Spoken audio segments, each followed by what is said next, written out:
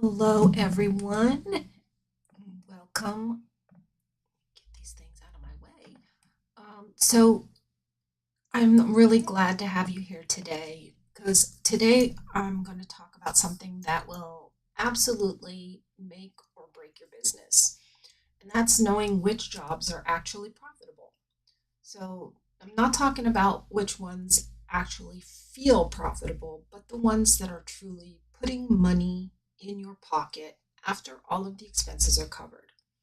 Now, if you're joining me live, I'd like you to drop in the chat if you are currently job tracking job level profitability. Just type yes or no because I want to see where you are in this process. So, here's the thing.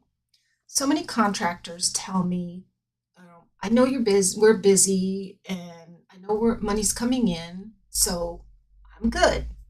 But busy does not always mean profitable. You can work 60 hours a week and still lose money on certain jobs. Guessing is costing you money. If you don't know which jobs are winners and which jobs are losers, you're truly flying blind. You might be pricing too low, taking on jobs that drain your team, or missing out on opportunities to double down on the work. And that actually, or work that actually grows your profits, and that makes you lose money. So drop a check mark if you've ever taken on a job, worked your tail off, and then realized later, oh my gosh, did I make any money on that job? So let's be honest, we've all been there. Now, how do we fix this? First, you have to track the income by the costs and the costs by the job. Most field service applications like Service Titan, Jobber, and House Call Pro will give you the tools for this. But here's the catch. If you don't connect these tools with your accounting software properly, the data just sits there inside the field service application. Now, every job tells a story. How much revenue did each job bring in? What did it cost in labor, materials, and subs? Then what's left over? That's the true profit. Now, when you see that clearly, you can spot the patterns. Certain types of jobs are always more profitable.